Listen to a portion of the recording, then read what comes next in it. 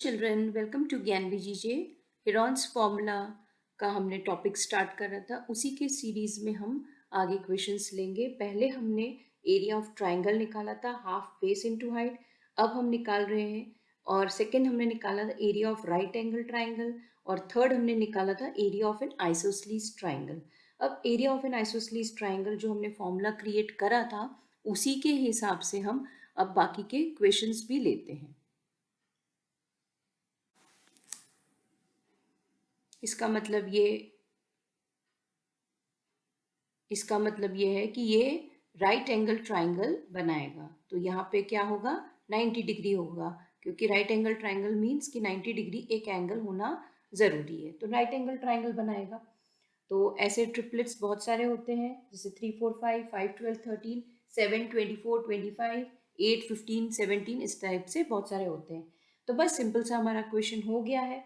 Half base into height, मतलब हम पहले तो इसका पाइथागोरन ट्रिपलेट है, तो 5 12 एंड 13। तो इसको हम जो भी साइड आप माने या जैसे भी लिखें, पर इसको आप कैसे करेंगे, 13 है तो एक तो बड़ा है, तो ये क्या हो गया, हाइपोटेनिस हो गया। आपका पाइथागोरस थ्योरम के हिसाब से हम इसको क्वेश्चन को सॉल्व करेंगे। 12 स्क्वायर प्लस 5 स्क्वायर, ये यहाँ पे लिख के बताती हूँ। ये ए बी और सी है, तो A B square plus B C square is equal to A C square. और ए सी आपका क्या है, यहाँ पर 13 है, और ए बी आप 12 ले लीजिए, और ये 5 बेस हो गया। इस तरीके से हम इसको सॉल्व करेंगे।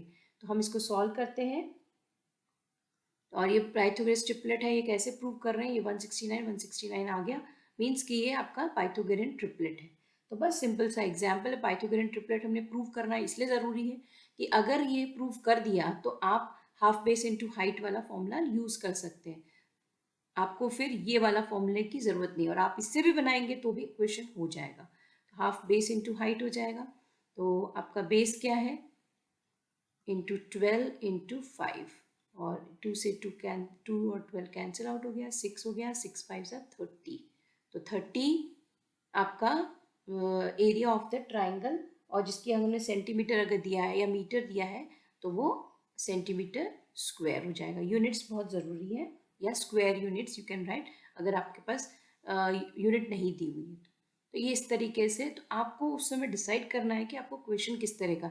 यहाँ आप इस फॉर्मूले से भी एक क्वेश्चन कर सकते थे, और ये वाले फॉर्मूले से भी हम कर सकते हैं। ये डिफिकल्ट हो जाता, पर हमने देख लिया कि ये पाइथागोरस ट्रिपलेट है, तो ये question half base into height से ज़्यादा इजी हो गया, तो हमने इस तरीके से कर लिया।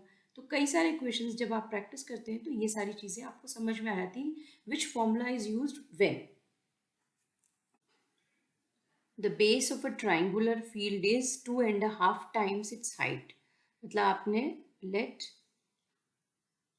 the height be h, ये सोल्यूशन यहाँ से स्टार्ट कर रहे हैं हम। तो बेस क्या है उसका, बेस जो हो जाएगा वो क्या हो जाएगा, 2.5 times h, that is 5/2 h. Okay. If the cost of turfing जो हमें गिवन है, हम पहले उसको लिख देते हैं। कॉस्ट ऑफ टर्फिंग एट ₹40 पर 100 metre square is equal to 800 rupees. तो इसको हम कैसे निकालेंगे, 40 रुपीज़ में 100 यूनिटरी मेथड से 800 में कितना एरिया हो जाएगा, तो ये मल्टीप्लाई हो जाएगा 800 अपॉन 40। तो बस इसको सॉल्व करेंगे, 40 से ये आ जाएगा 20, और यहाँ का आ गया 2000 मीटर स्क्वायर। ये क्या हो गया आपका एरिया। अब बेस निकालना है, क्योंकि ये चीज़ हमें दी हुई है। एरिया ऑफ ट्राइंगल क्या हो जाएगा, एरिया ऑफ ट्राइंगल है हाफ बेस इंटू हाइट। तो हाफ बेस क्या है आपकी h, और ये 5/2 h। बेस आपकी 5/2 h, और हाइट तो h है ही। एरिया ऑफ ट्राइंगल हमने भी ये निकाला 2000 मीटर स्क्वायर। बस इसको सॉल्व कर लें, 2 2 ज़ा 4, तो यहाँ से ये 4 यहाँ आ जाएगा और 5 यहाँ पे आ जाएगा। तो हम इसको सॉल्व करेंगे तो ये हमारा आ जाएगा 400। अगर हमने इसको कट करा तो ये हो गया 400 इंटू 4, और ये किसके बराबर है? एच स्क्वेयर के बराबर। H square is equal to 400 into 4। तो h is equal to root में आ जाएगा 400 इंटू 4। तो बस आप इसको रूट में से, ये 400 का बाहर क्या आ जाएगा 20, और ये क्या हो जाएगा 2। पेयरिंग करके हम निकालेंगे 20 इंटू 20, और ये हो जाएगा 2 इंटू 2, यहाँ पे आपका 2, तो ये हो जाएगा आपका 40 मीटर। या फिर आप 4 4 16 कर लेंगे, 1600 है तो वो भी आपको 40 का रूट 40 का स्क्वायर इज 1600। तो इस तरीके से रूट खोल दिया जाएगा और ये पेयरिंग करके हम इसे बाहर निकालें तो 40 मीटर इसका बेस हो गया। अब हम area of an equilateral triangle निकालेंगे।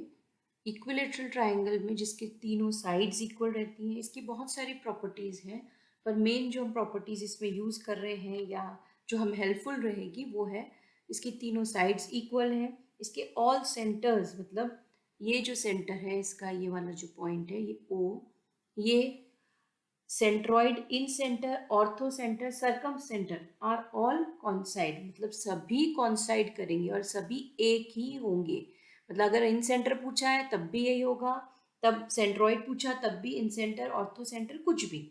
और मीडियन एंगल, हर इन इक्विलेटरल ट्राइंगल में मीडियन एंगल या angle bisector, altitude, perpendicular bisector सभी कॉन्साइड करेंगे, और ये सीवियन कॉन्साइड होता है इक्वल लेंथ में। ये जो पार्ट है जैसे हम इसको करेंगे ये डिवाइड हो जाएगा इक्वल पार्ट्स में। ये चाहे आपका एल्टीट्यूड हो या आपका परपेंडिकुलर बाइसेक्टर हो या मीडियन हो, ये इक्वल डिस्टेंस में डिवाइड करेगा। मतलब हमने इसको यहाँ ले लिया d, तो B D is equal to D C होगा। तो हम यहाँ लिखेंगे A B is equal to A C is equal to B C, और वो हमने क्या दिया है, ए से डिनोट करा है। तो B D is equal to DC, which is equal to A by 2। बस, तो हम फिर वही हमारा एरिया ऑफ ट्राइंगल क्या है, ट्राइंगल ABC, इससे हम डिनोट करते हैं ट्राइंगल को half into base into height.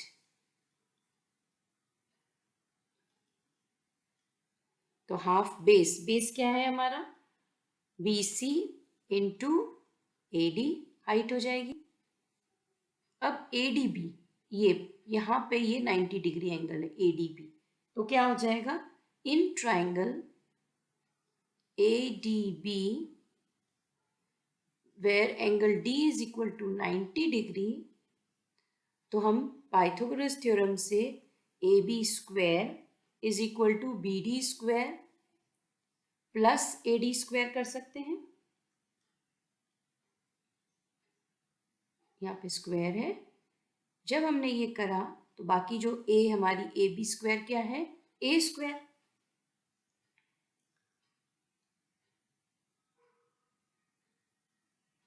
हमें फाइंड करना है AD, तो हम या तो इसको इस तरह यहाँ पर लिखें या फिर हम AB square minus BD square कर दें, which is equal to AD square, या वाइसा वर्सा लिख दें, वो ज़्यादा इजी पड़ता है। AD square is equal to AB square minus BD square, और AB क्या है, A स्क्वायर माइनस क्या, A स्क्वायर बाय 4, ये वैल्यू जो हमने निकाल के रखी है, तो ये वैल्यू हमने वैल्यूज रख दी है, और A स्क्वायर एलसीएम लेंगे तो आ जाएगा आपका 4A square minus A square, that is 3A square upon 4, और इसको मैं यहाँ लिखती हूँ AD square is equal to 3A square upon 4। AD का रूट हट जाएगा, यहाँ पे आ जाएगा root 3A square upon 4, root से बाहर आएगा तो रूट 3 अपॉन 2 और A, तो ये AD is equal to root 3 upon 2। मतलब ये जो चीज़ है ये क्या हो जाएगा, √3/2a।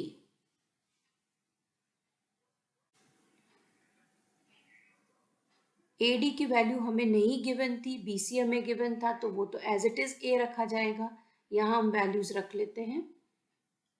ये हो जाएगा हाफ, BC क्या गिवन है हमारे पास, A, क्योंकि हमने डिनोट ही उसी से करा है। और हमारे पास AD क्या आया है, √3/2/A। तो क्या हो जाएगा, √3a²/4। इक्विलेटरल ट्राइंगल का एरिया हमारा निकल गया √3/4a², और जिसमें ये जो साइड्स हैं, साइड्स ये जो एल्टीट्यूड्स बनाए थे हमने, B, अब यहाँ पे और कुछ ले लीजिए, हमने पहले AD लिया था, ये BE हो जाएगा और ये CF हो जाएगा। तो AD is equal to BE is equal to CF, और उसकी वैल्यू क्या थी, √3/2a, और इसकी जो साइड्स हैं AB is equal to BC is equal to AC, वो क्या है, A, ये वाला। तो ये भी निकल आया।